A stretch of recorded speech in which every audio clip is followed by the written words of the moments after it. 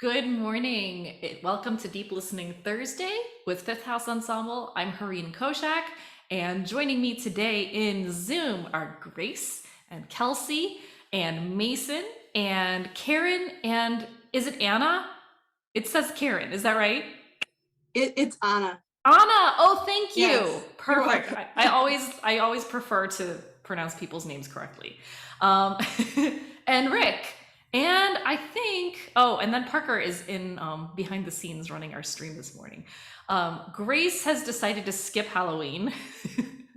And she has moved along to Christmas And Thanksgiving too, right? and oh, you skip Thanksgiving too. I mean, do we do And then just- Thanksgiving decorations? Do we do filters on our screens for that? I don't know.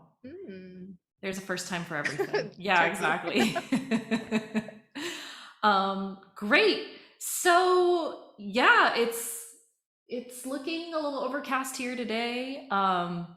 It's been a beautiful, gorgeous, amazing couple weeks, but it's starting to feel like maybe we're gonna start to see the more usual October weather here. So on that note, I feel like this is a morning talk show now, or at least I want it to be. It's like, let's start with this. Now let's do the weather report. Who wants to do the traffic report? Anyone? No? Okay. I have no idea what's going on out there. Anyway, all right, let's go ahead and get started with, we've been doing some of the elaborate coordinated walks lately. I think we've done the belt walk and the fan walk. And today I want to do fly like a bird, which is not to be confused with teach yourself to fly, but fly like a bird is a movement exercise, a movement score. And so let's take a second and get up.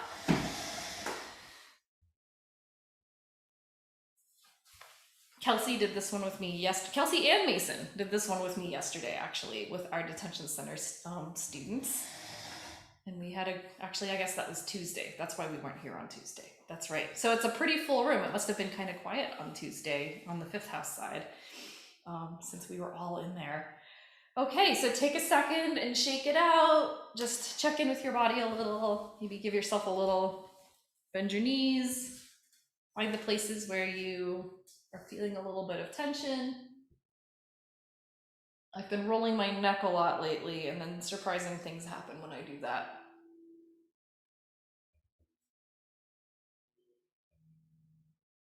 Continually surprising sounds. Could do a text score about that alone, I guess.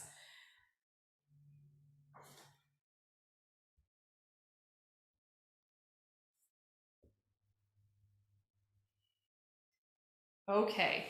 I love these coordination exercises because I'm very bad at them, and they're good for me. We were talking yesterday about some coordinating that happens in a piece that we played at Epiphany this weekend that like requires me to pick up and drop my bow constantly. And I'm like, you know what? This is a thing in my life. It has been my whole life.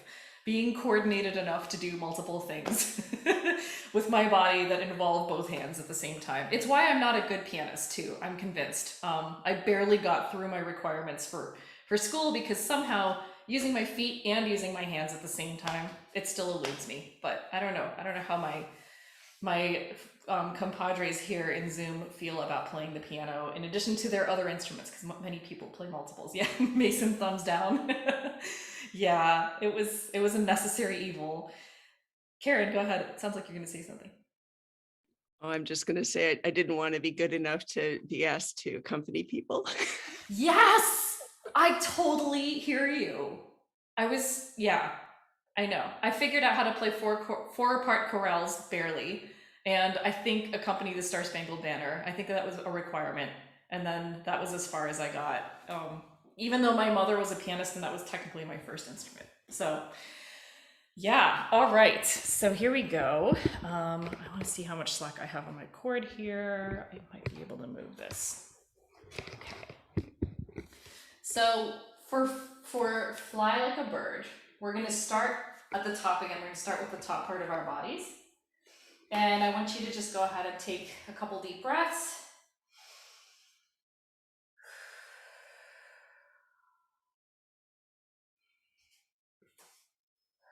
And on the next inhale, you're just going to bring your arms up.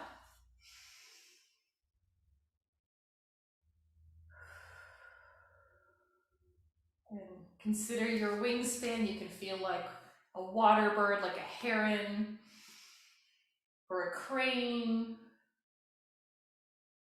See how elegant you can make that movement. Doesn't have to be like the full range of motion.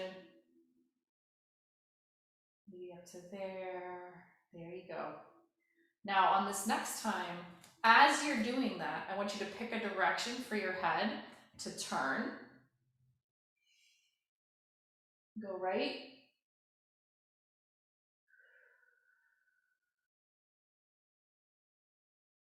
And then you can alternate and go left.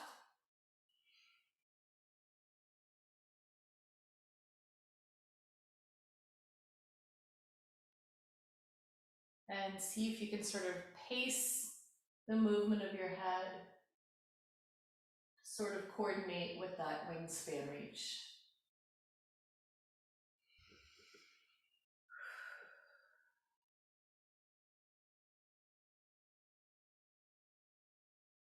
And now the next step, you're going to raise the leg of the direction that your head is going. I will say I find it easier to do the opposite, but let's try that first. So if your head is going to the right, you're bringing your leg up like a stork. You're bringing it up like this. Yes, just like Karen, she's got a really good camera angle there.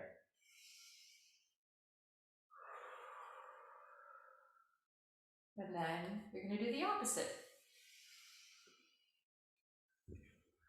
And balance is a thing. So it's okay if you're a little clumsy, if you need to put your leg down a little bit earlier, but see if you can work it out so that the movement of your leg corresponds to the movement of your head and the movement of your arms. And then take a second if you'd like and see if it's easier to do that cross patterning of raising your left leg as you bring your head to the right, and raising your right leg as you bring your head over to the left. Feel free to just experiment with that. And then our final step is that we can walk around for a minute and just try that out. So feel free to come off screen if you walk out of view, that's fine. I'm gonna go ahead and walk off view so I can actually do this.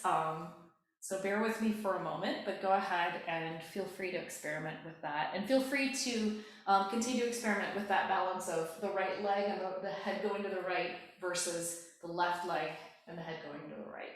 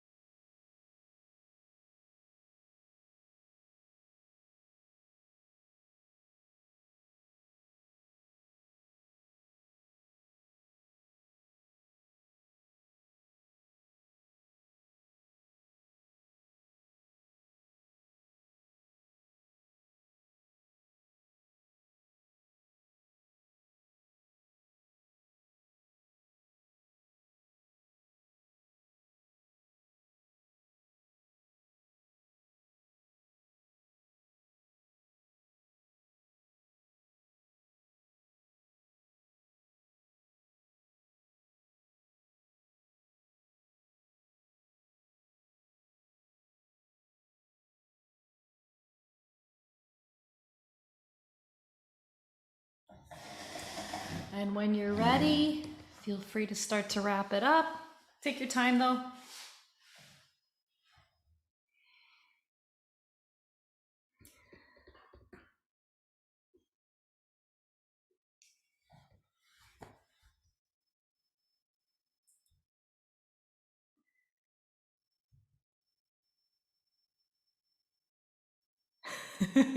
I see some fun comments in the chat. Oh no, is your bow okay, Mason? Mason said he knocked his bow off the desk. I know. I feel like I knock my bow off something almost daily. I'm basically in second grade still. I had a carbon fiber bow as my professional bow for many years because I honestly didn't trust myself to not shatter a wooden bow. Lots of people can attest to that. Let's see. Yes, it feels like where the wild things are dance. That's so cool. Yeah, I was kind of playing with that sort of bounce, like more of a bounciness thing. And I was also thinking about my partner got to go to a Big Ten University of Wisconsin-Madison football game. And I was thinking about the way the drum majors have a very stylized kind of fancy marching. And so that's where my mind went today. That's so cool. Yeah, I had a slightly different like version of that. But like when you think about those like water birds like preening and like being very like fanciful, that's kind of where I went. But that's kind of along the same lines. Other thoughts?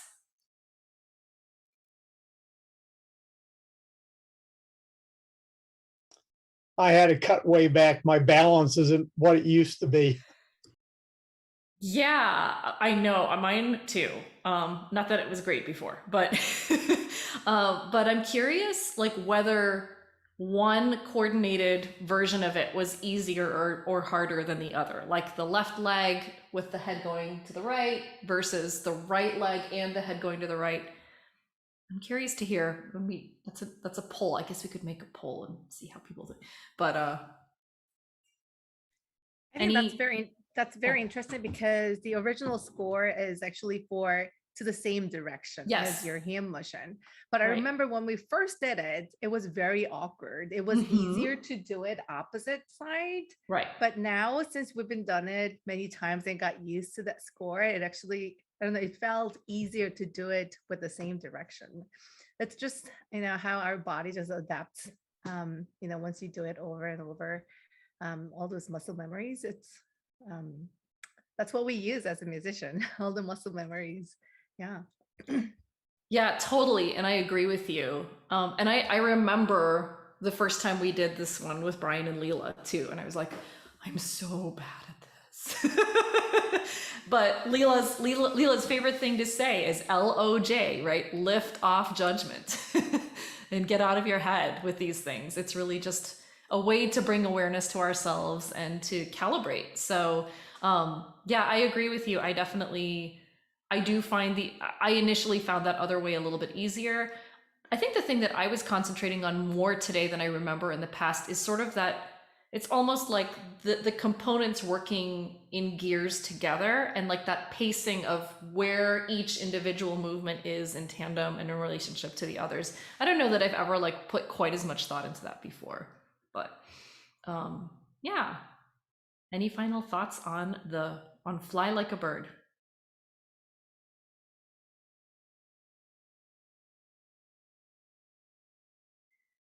Kelsey or Mason, did either of you have a different experience today than when we did it on Tuesday? It was a little different being able to go off screen because we're Right. at the detention center. I thought that kind of gave more like space to go around in, and I liked that a little more. Yeah, you're right. Actually, that's a very good point. So when we instruct our students at Cook County, we're not allowed to go off screen at any point. We have to be fully on screen. And also they're not really allowed to move about the room. Even just asking for permission for them to stand in place and do these exercises is sometimes a heavy lift. We always have to request that permission first. So you're right, it does add something. I loved how they engaged with it though. I thought that was really like fun that they went for it, because sometimes, you know, like it can look and feel a little goofy to like look like a bird in front of all your friends, but they were totally game for it. Yeah, I agree with Mason. It helped me to be able to walk. Like I Mhm. felt like I was able to be more fluid that way, Yeah. and Yeah. my body just felt a little bit better, like a little bit looser. Yeah, I agree. That's definitely something to think about. Thank you. Okay, so I would like to move on to a score that we've done, and this is actually one we did on our Epiphany performance this weekend, but it actually has extra layers of variations for groups, and so I thought we could experiment with some of these today. So this is One Sound Once. And I think Parker threw our little document in the chat earlier. But essentially, we are going to just to kind of give the first version of it, is here we go. One and only one sound will occur indivisible to the ear. And then we have a little series of instructions of how to engage with that sound as a group without, or as individuals even, without necessarily it being an actual heard sound. It can be even imaginary or real, pre-recorded or live, predetermined or spontaneous. What I'd like to do is actually skip to one of the group variations. And the first one of these is each performer is prepared to make one predetermined or spontaneous sound once. Having noted the interval of time between the beginning of the meditation and the first sound, the performer offering this next sound should wait until an equivalent time interval has passed. So I leave it up to this group of folks. Do we want to do it as a predetermined sound, or do we want to do it as a spontaneous sound? Any strong preferences? Because we can create an order really, really quick if it's predetermined. Otherwise, we can just do it spontaneously. And then we just, from the time that the first sound happens, we're trying to calibrate the next sound in an equal measure. Raise your hand if you want a predetermined sound. Raise your hand if you want a spontaneous sound. No one's voting. Okay, great. Let's do that. And so feel free to come off mute now, and let's just have a little fun with this. So our main instruction is just trying to measure an equal amount of sound between a sound that gets created and then when the next one occurs. And of course, it's not at all a mistake if two happen at the same time by accident, but they're just having a little bit of fun with seeing how we can kind of create a mind meld around this measurement of time and sound.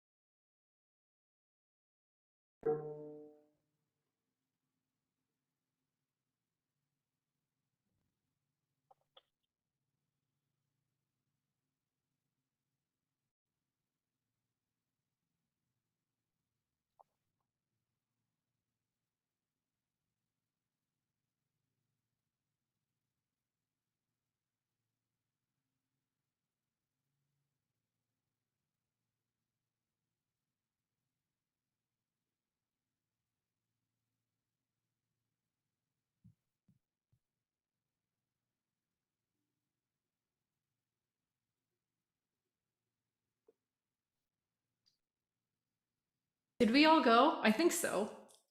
Or are we still waiting? Good? Okay. I wasn't sure Grace had gone, so so I wanted to hang in there for a minute. Okay. Did you? Did you go? Okay, sorry. How was that?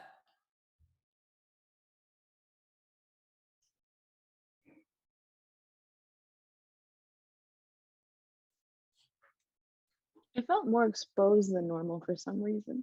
Yeah. Interesting. Yeah, I agree. Kind of meditative. Go ahead. Definitely. I felt like I was listening more carefully, and especially at the end there when I was like, I think did Grace go? She looks like she might be getting ready to go. And That's what I thought too. Grace, visual. when did you go? How did I miss that? So I use a kick click. Were Oh, you right at the beginning? I heard the clicks. Yeah. Yes. Did you go like right in the beginning, like pretty early? Yes. I wasn't sure if that was an accident or not. Got it. Oh, how interesting. Nice. And that's the fun of this. Very cool. Yeah, and I didn't notice that anyone, like we didn't have two that happened simultaneously or close to simultaneously, but there was always this little impulse to be like, should I go? Is someone else gonna go? So, but it was interesting. I felt like we found a groove in that one. Let's do one more variation on this today. Let's see. I think maybe we'll skip the conductors one today. We were just talking about orchestra and conductors and orchestral Rumspringe post-COVID. That's a whole other story. But anyway, let's do the third variation. And this is performers are prepared to make one sound together during the course of the meditation. The instant that the group sound occurs should be spontaneous. Performers who miss that opportunity should maintain silence. I'd like to just add one little layer into this, that let's go ahead and measure this, whatever time happens before that spontaneous sound, let's measure the same amount of time after that spontaneous sound. So once it occurs, we won't just be like, okay, we did it. So we'll give ourselves a little bit of time to contemplate it. Okay. Feel free to be off mute.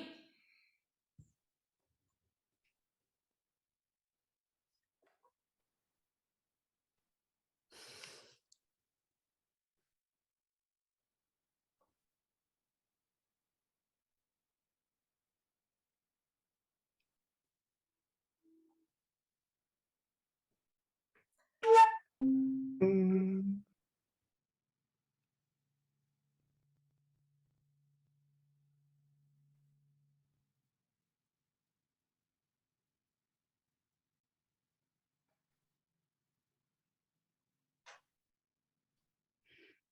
Cool. That was really interesting. It happened a little sooner than I expected, even though I could kind of see folks gearing up. Let's do it one more time, Can we just do for it? fun. Yeah. We do it with cameras off, because I feel like I felt sort of compelled to sort of give like a Yeah. a cue, and I Yeah. think that might be a negative, or at least I could go off camera, but I don't think it's a negative. I think if it was in person, we would have no choice, right? right. But for fun, let's do it. Yeah, let's go off camera and do it one more time.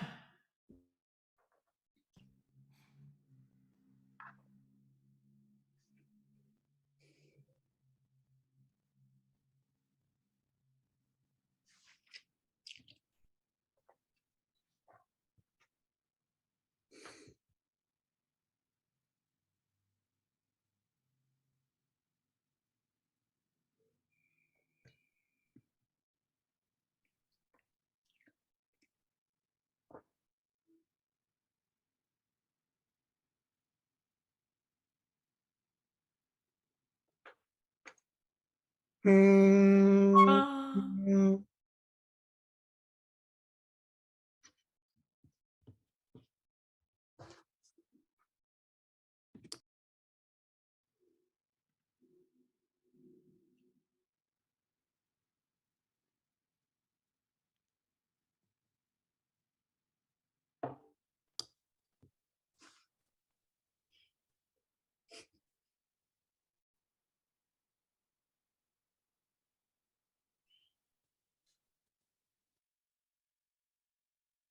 Okay, cool.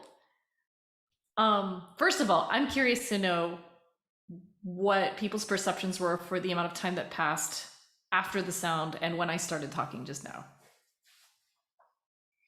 Do you think it was sooner? It may have been. A little. A little. Yes, Karen. I've talked about this before, but part of in the before times, I did these interventions for people who struggled with math, and a musical intervention, related to this is being able to estimate how long an interval is, either time-wise or like how long a number line is, and figuring out where halfway in a number line is, and how like cross-body movements and all these different patterns that are related to the dancing and exercises that we do can help people develop that. I don't know, it's not an intuition, but like a sense of how to break up time or a number line or something like that. And doing these exercises always makes me think about that, because it really calls into play our ability to kind of count time in an indefined way. We don't know how long we're waiting and how long afterwards. So anyway, fascinating to me. Thanks. That's phenomenal. I'm really interested in that. I did not know that that is a kind of math intervention. Wow. I feel like we could talk about that all day. That's really, really cool. I hope we get to pick that up. All right. Anything else?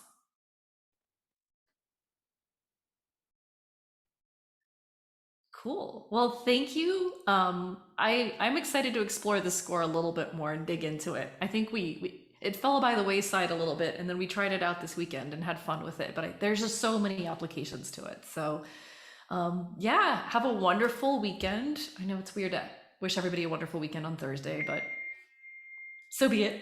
And we look forward to seeing you next week.